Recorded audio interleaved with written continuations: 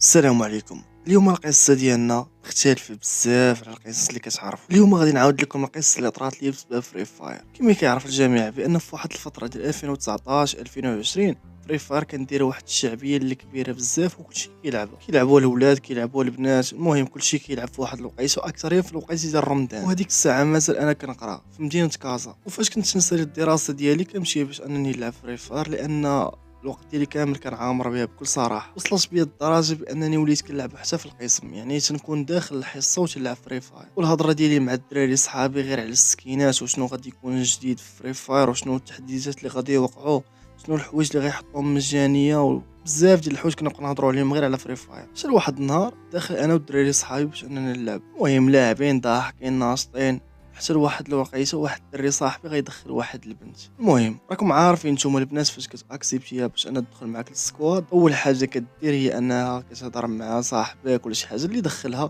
تبقى تضحك هي وياه. المهم راكم عارفين بان البنت ملي كتدخل معاك السكواد راه كتهضر مع صاحبك، كتهضر معاك انت، المهم كتطور العلاقه ديالكم وكتبقى تهضروا. المهم هي صيفطت لي الطلب باش انها تكون صديقه ديالي في فري فاير، صافي اكسبتيت البلان، هضرت معاها لان العشير ديالي مشى ينعس، صافي بقيت غير انا وياه ضاحكين ولاعبين.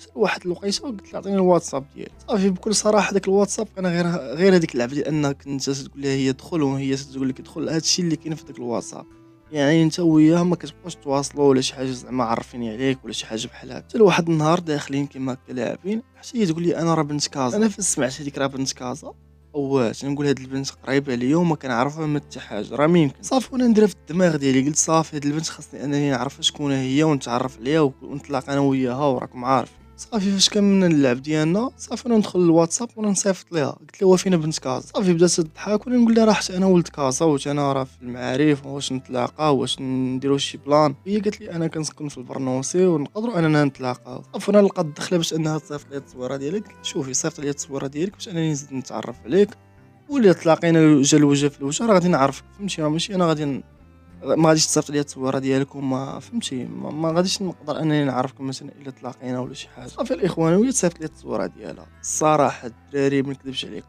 الدريه قنبوله ديالها بصح، راه غير شفت ديك الفورمه ديالها خوتي، راه صافي راه تهزات بيا الكره الارضيه. صافي انا نقول لها شوفي غدا غادي نتلاقاو، غادي نقول لك معاش غادي نتلاقاو غدا ان شاء الله، غادي نصيفط لك في الواتساب. شي بدير لي دخلت العساوه، قالت لي لا راه الوالدين ديالي ما كيخلونيش نخرج نشوف شي صبا ولا شي حاجه. قلت لي شوفي من الاخر غدا ان شاء الله غادي نتلاقاو، المهم غادي نصوني عليك، غادي نقول لك فين نتلاقاو.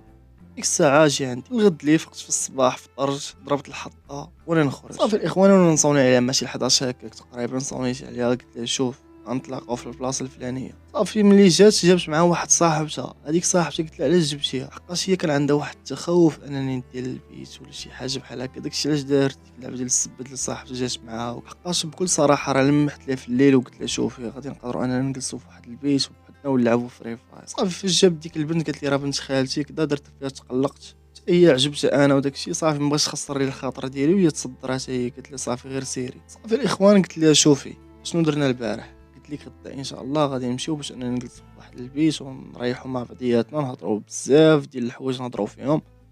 صافي هي توافق. ايوا الاخوان ملي دخلنا للبيت راكم عارفين شنو وقع، لعبنا احسن ماتش ديال فري فاير في حياتنا كامله. دابا انا قلت لكم لعبنا احسن ماتش في فري فاير، ما جاتكم مشكل هذيك اللعبه ديال الماتش، راه نيت ماتش كان بلا جمهور، وحارس المرمى كانوا بزاف ديال الاهداف كيتخشاو فيه. المهم البنت بقيت معها واحد المده اللي طويله ديال شي تقريبا شي 3 شهور هكا. حتى واحد النهار غادي يوصلني واحد الميساج في الواتساب، دخلت للبروفيل لقيته بانه ديال البنت ولكن الوجه ديالها ما كيبان. صيفط عليا السلام عليكم، قلت لها السلام لاباس اش اخبارك شكون معايا. تخيلوا الاخوان شكون اللي قالت لي انا راه بنت خالت فلان، انا هذيك البنت اللي كنت جيت معها اول مره غادي نتلاقاو. المهم الاخوان بغيت نكمل لكم القصه كامله وتعرفوا شنو وقع. المهم بغيتكم كاملين تعلقوا في هذا الفيديو، قولوا بغينا الجزء الثاني باش انني ندير لكم الجزء الثاني وتعرفوا شنو وقع ليا مع بنت خالتها، لان بسبب بنت خالتها كان غادي يوقع ليا واحد المشكل كبير في حياتي. خلي لايك خلي كومونتير، ولا كنتي مازال جديد في القناه اشترك فيها وفعل الجرس باش يوصلك الفيديو الثاني.